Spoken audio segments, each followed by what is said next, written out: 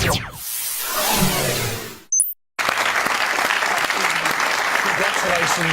on everything you've achieved in such a short amount of time. It's nothing short of phenomenal. Thanks.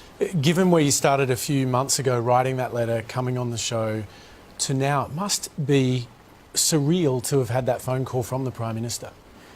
Yeah, it is. Yeah, for me, I mean, obviously it's been those few months since I wrote that letter, but I don't know, I just can't help but think of the people that have been working on this for so many more years than that, to try and bring attention to it and improve the situation for brain cancer. There's a lot of, I mean, Katrina Billick, Tasmanian Senator for one, I mean, she's been working on this for years. Carrie, you know, there's been so many people killed Brain Cancer Foundation who obviously I've been involved in. A lot of them have worked so much longer on it than me, so it's, you know, it's a lot bigger than that, I think, yeah. Can you tell us about that phone call? Greg Hunt told us yesterday on the program that between you and the Prime Minister there were a few tears.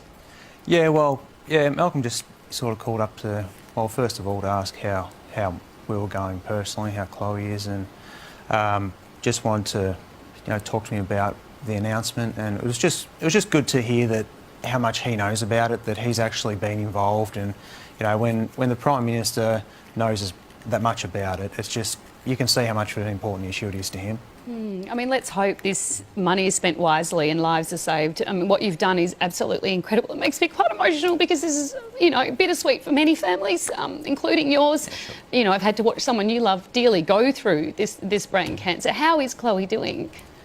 Yeah, she's a lot better than she was, you know, a week or two ago. We had a little bit of a setback, but she's back home now for a couple of days. Yeah, we'll bring her back down to Melbourne tomorrow. But yeah, she's up and down, but I'm not gonna complain right now. No. Does she understand the significance? The role she's played in this. Yeah, I don't think she would understand I mean, any child would understand. I mean, an adult wouldn't understand what's happened yesterday, how much of a historic moment it is. I mean, nothing like that's ever happened for brain cancer in Australia. So, I mean, I wouldn't have known 6 months ago that that's true. So until you actually get involved in it, you don't realise, you know, what that amount of money means or anything like that. So, I mean, Chloe's seen that, you know, she knows about the things that have happened in the media and that kind of thing, but I don't think she would know the extent that it's gone to. Don't discount what you've done too here, because what you're dealing with in a personal situation is hard enough on its own, let alone having to do that publicly, and we're all incredibly grateful. So I know you're a very gracious man, but, you know, you've had a huge part to play here. Yeah, I mean, while I've been out doing all that, everything that everybody's seen, you know, meeting with Greg and Malcolm and, you know, out going to Senate hearings, all this sort of thing, my wife's doing the thing that's harder than me. She's at home looking after the kids and a lot of time with Chloe. That's hard. So what she's done has been harder than what I've done. I think that's more important. Dustin, we're so grateful to you for coming in tonight. We're also really grateful that joining us now is Andrew Twiggy Forrest. Your Minderoo Foundation's donated $10 million to the Australian Brain Cancer Mission, for which you're rightly getting lots of applause. What motivated you to get involved here? Oh, for Chloe and all the little Chloes of the world, you know. This is an incredibly unfair disease. It's more or less a death sentence, and it needn't be. The dial hasn't moved on research for 30 years, and we're getting hold of that dial and we're going to yank it over, and you know, we're absolutely going to make a difference. And Andrew, does research like this actually have a ripple effect in terms of research for many forms of cancer? Yeah, look, phenomenal question. It absolutely does. Brain cancer's been like this bank vault of mystery, and it needs a really good research hammer to smash it open, and that takes funding. And I am certain that if we can use brain cancer, which has been an intractable problem all over the world. You know, it's not just Australia, it's every human being lives under the threat of a brain cancer sentence. So I'm going to use this, Carrie, to get the top institutions of the world to all start collaborating for the first time. Now, they're absolutely going to collaborate on brain cancer because they all know they can't fix it unless we all get together and collaborate. So this is the reason, Carrie, that I've been waiting for to say, right, let's all get together. Let's all drive a brain cancer cure.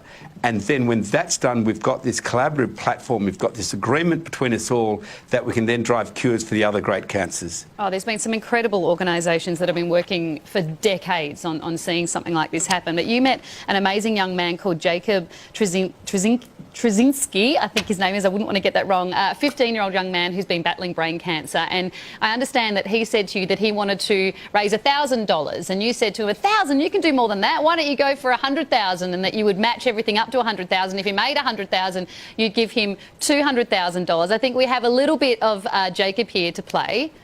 He mentioned the goal of $100,000, and I thought it was a bit ambitious at first, but I'm glad that he did, and I think it's fantastic that he'll match what's donated as well. What was it about Jacob and his story that connected with you, that made you want to get involved with him? Look, you would have done it. I think everyone watching you would have done it. I mean, I'm just very lucky to have the means. He's such a little champion. I'm praying and hoping that Chloe treads the same path as Jacob and that Chloe survives, because Jacob has. And we need to use all these wonderful people as the examples of what can be achieved. Now, Jacob was great. He said, look, I've raised $600 and I want to get to $1,000. Could you help me out a little bit? And I think he's expecting $50 or $100. I said, well, just imagine what's possible, Jacob. What's possible? He said, oh, I don't know, 20 or 50. I said, no, come on, Jacob. Let's go hard. Let's go for 100,000.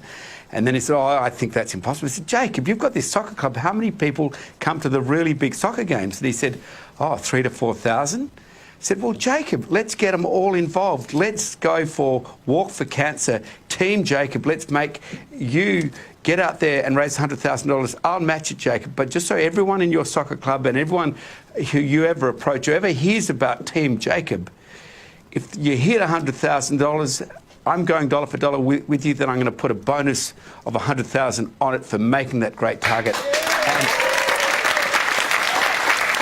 Well, if you're watching at home and you want to help Team Jacob raise that money for brain cancer research, you can make a donation at the page. The links are on our website. A huge thank you to Andrew Forrest and to Dustin Perry for your time tonight. Thanks, guys. And we're very proud of you and all the work you've done, madam. we are. Incredibly proud.